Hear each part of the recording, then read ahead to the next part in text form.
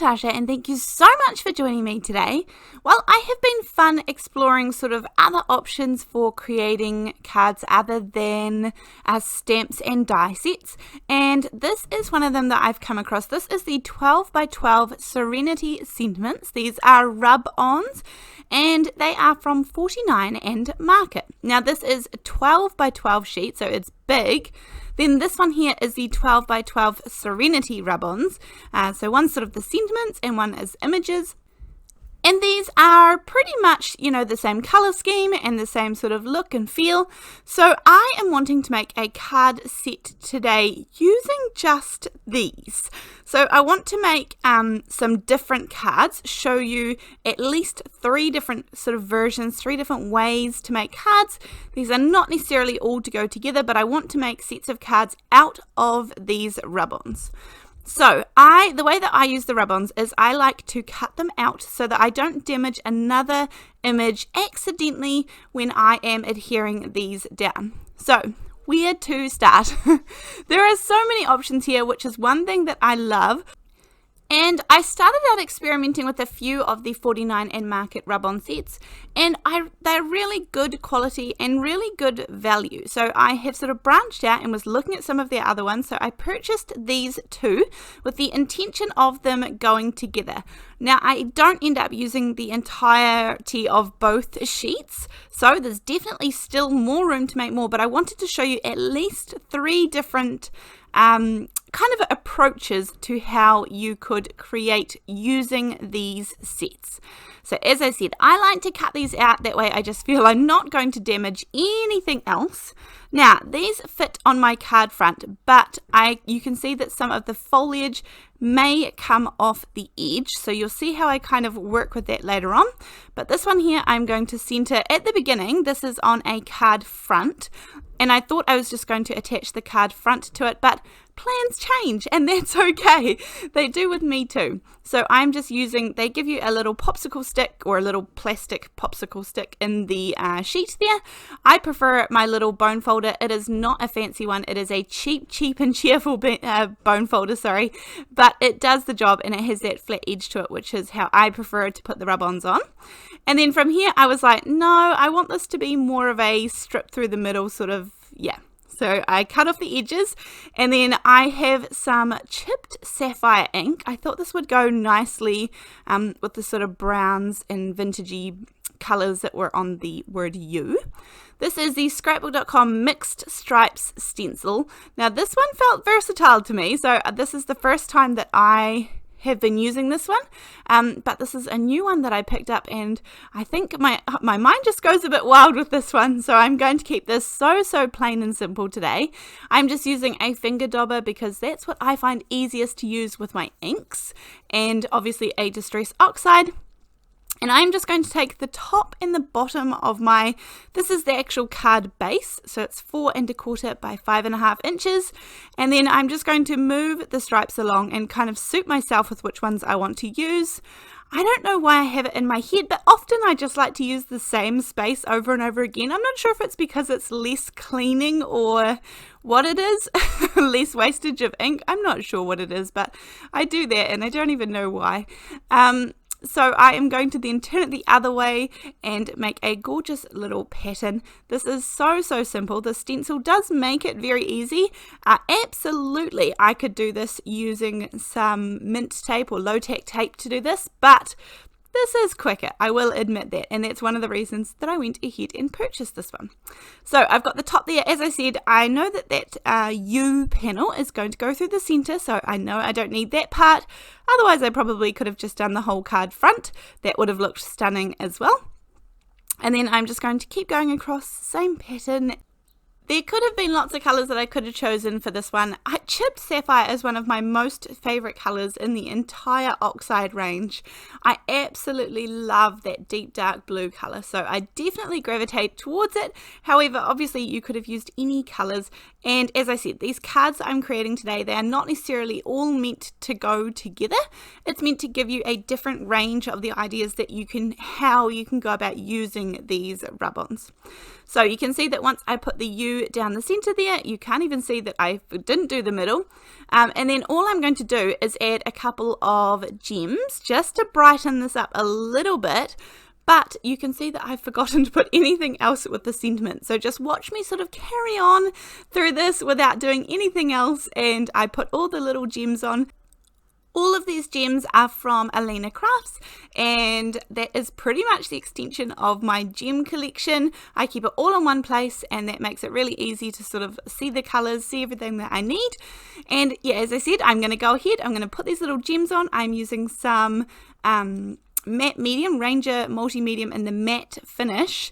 And then this is where I finally remember that I probably need to add to the sentiment. So I am taking the thank you sentiment from Pinkfresh Studios.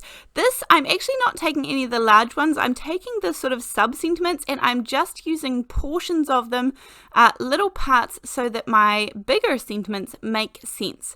Now I'm also stamping them in the Distress Oxides so that everything coordinates.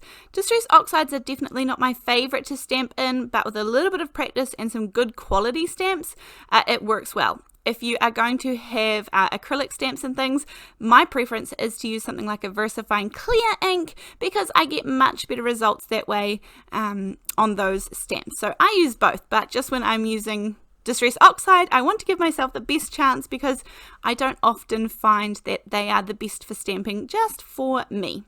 So I'm actually moving on to the second one already. The first card finished off said, "You are amazing." I'm getting the next big rub-on out here, the gorgeous big word best. Now I want to use some vellum for this one, and I'm going to use a dark navy cardstock base.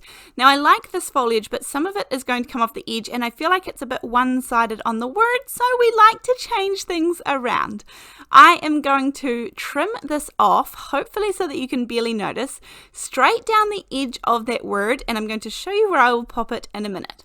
Now at the moment this sort of appears white, and you think it might go on there really well. Now it kind of goes on like this. So in order to make it a bit better seen, I pop it on a piece of vellum. Now I have pretty much centered this up, give or take. You'll see that the odd little bit of the rub-on comes off the side. Now I do usually make an effort to trim these off, because I'll tell you the amount of times that I have stuck these down to my desk, to my tabletop, which is good because it tells me that they're nice and sticky and they work well. However, it's just not necessarily where I want them. So you can see that I have the first rub-on, it's done. I kind of peel it from one edge to the other just in case I need to go back and sort of make sure things are down a little bit better. And then I'm going to take that bit that I trimmed off from the left hand side, and I'm going to start putting it on the right hand side. So kind of on the right hand corner at the side and to the bottom, just so that I can even out those extra little bits, and you would never even know that I had taken them from one side and then popped them to another place. So this is all of these cards are very quick and simple, in fact. All of them, and they didn't take me too much time, I guess, for card making, but I really enjoyed it, and they're so versatile, and I enjoyed being able to put some of my other stamp sets together with these gorgeous big Serenity sentiments. And so here I was able to hide all of my adhesive behind the words, which makes life just so much easier. And then I put a little bit on each corner, because that is going to be hidden in a second as well. And that way we can see no adhesive come through at all. Now this is the vintage labels from Honeybee. I've showed you this trick before. I just die cut one of the smallest labels in here, and then I cut these in half. I'm using the same navy cardstock as is the card base, and then I just pop a little bit of foam tape in each corner. You can either put it on the back of the die cuts, or you can put it in the corner. And then if you just line these up, now this is easy to line up for this one because of the way that the die is cut, so I can just line up both sides of it so it's nice and even. And then if you cut from the back, these look like perfect photo corners out of just a label tag die. So then I'm going to add the little sub sentiment that's going to go right in the middle there, and then this says "You are the best." So that is the second way that we are able to put these cards together today, and I have another one to show you as well. Now you can watch me in this last one. If you need a giggle, then watch this, because wow, am I indecisive, and how many times can I cut something up and glue it back together and still hopefully not notice. So this is pretty funny.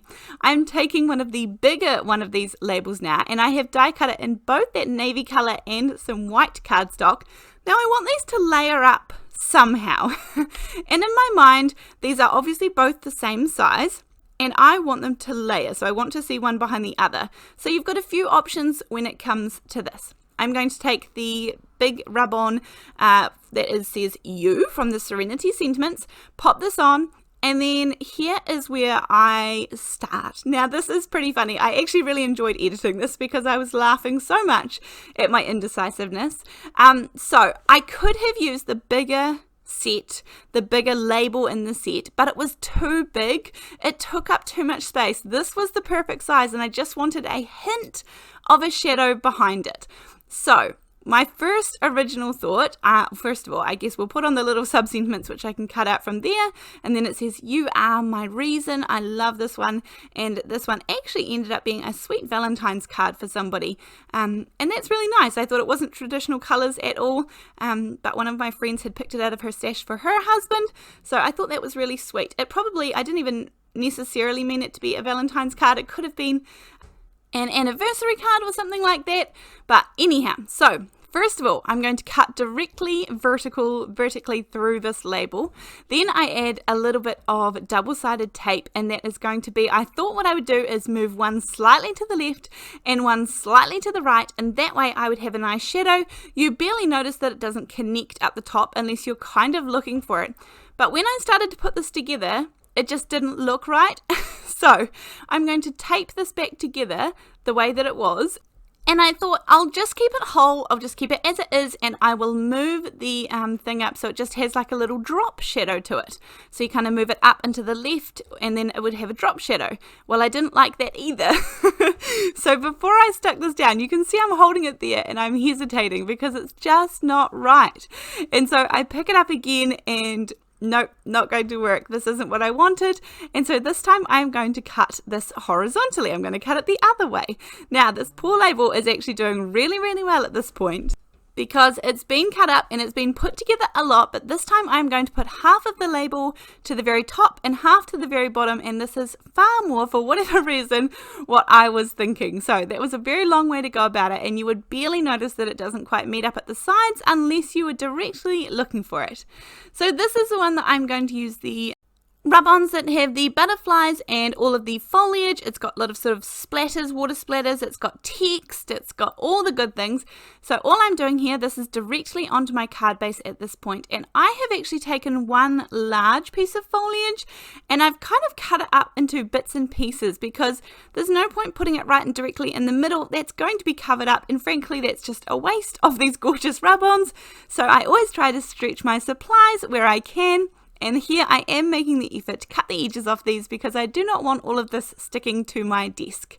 So you don't have to be perfect about it, but it just means that anything that's kind of overhanging enough is not going to adhere itself. So I am going to use one, I think I did only one piece of foliage. I also cut out one of the butterflies, but it didn't really end up working out to use the butterfly, so I shall leave that off. And I just pieced together all these little bits and pieces, and then I put some foam tape on the back of my gorgeous sentiment that it's very cut up at this point, but truly you could not notice. And then take off the release paper, pop this directly in the middle, and then this is a gorgeous another card that we have created pretty much just using the rub-ons. Now I tried not to use a whole lot of other products. Obviously sometimes you need to, and I used a stencil and some ink and things, but in general I tried to pretty much keep to just using the rub-ons and making these very much so the feature of the card. So I hope that you have enjoyed this one today. I hope that you've sort of found a style that might be yours using these gorgeous big sentiments. As usual, I will have links down below. Other than that, I'll see you in the next video.